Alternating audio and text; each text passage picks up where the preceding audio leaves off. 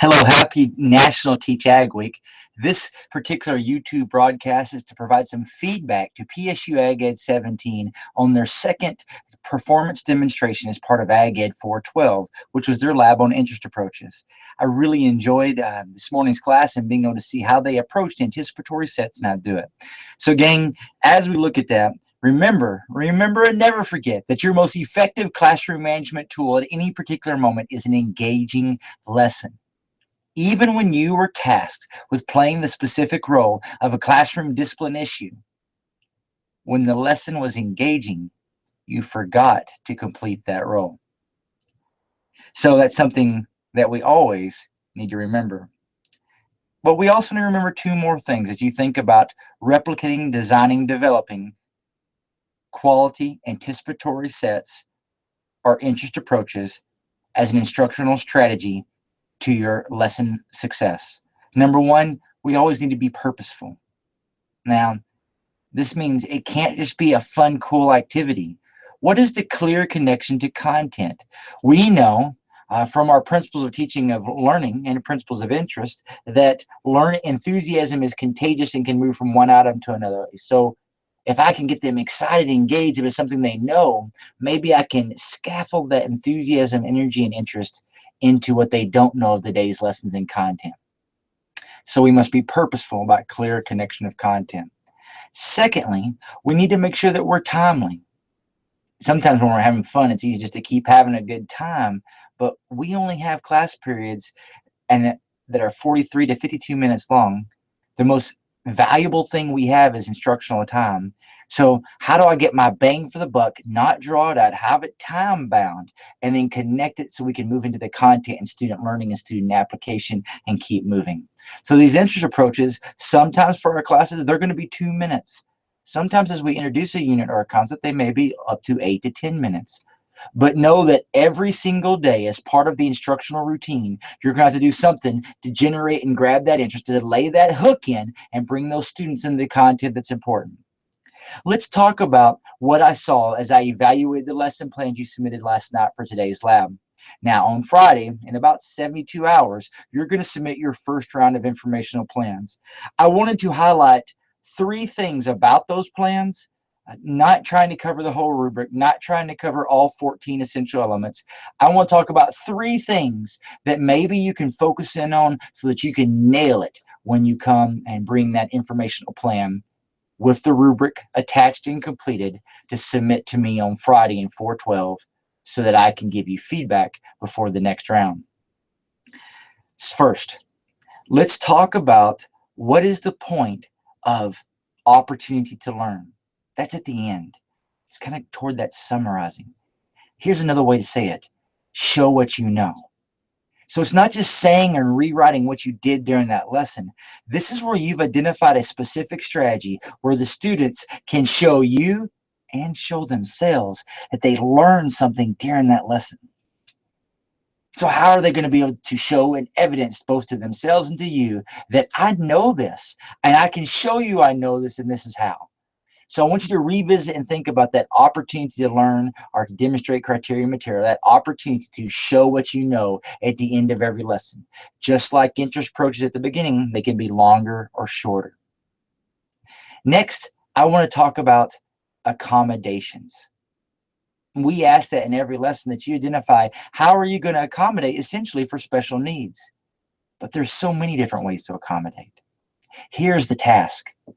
I want you to look at that particular unit of instruction, and you may identify something that could be particularly troublesome to a particular disability.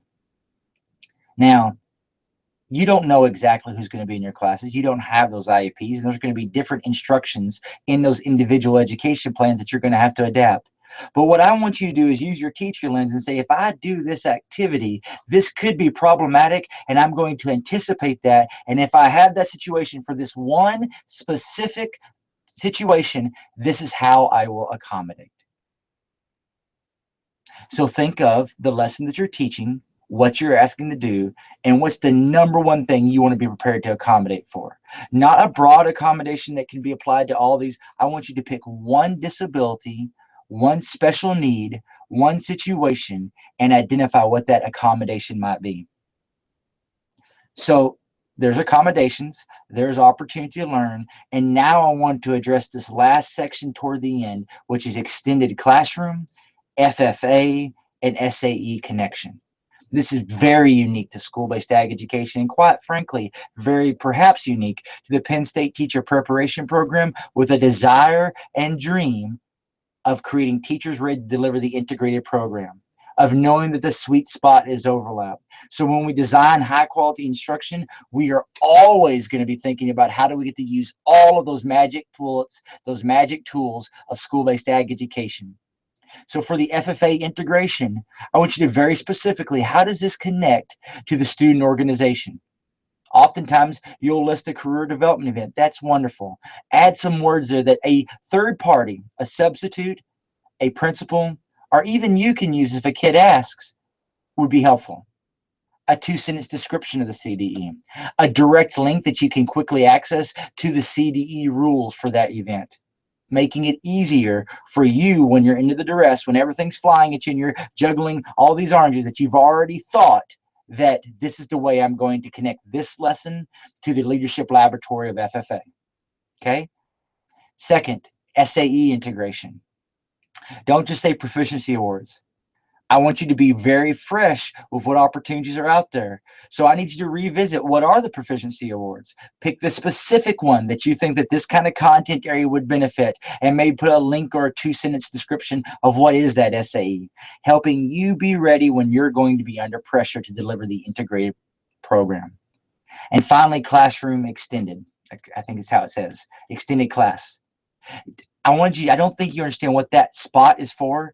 That's for the kid who's just eating this up. I mean, they're digging it. You're teaching soil science, Matt Ryder. They want to be a soil scientist. I want to know more and more and more. Well, the whole class may not be that way.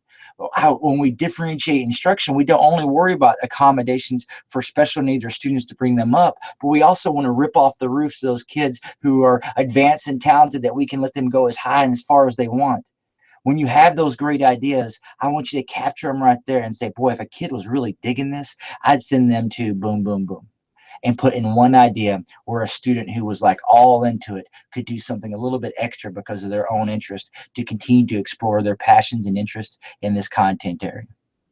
So to recap, we've talked about the purpose of interest approaches for being a great classroom management tool and needing to be purposeful and timely. We've talked about, for our informational lesson plans, are we positive that we know how to show what you know, that we know how to accommodate for special needs and exceptionalities, and how to use these 3 little extra things at the bottom of our lesson of FFA connection, SAE connection, and extended classroom.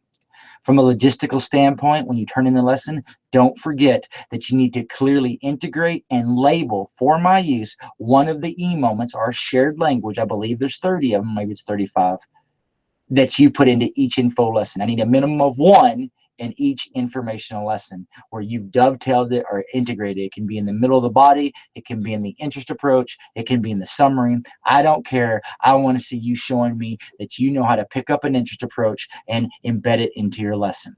So label and integrate that moment, and don't forget that rubric. Thanks for watching, and I'll see you on Friday.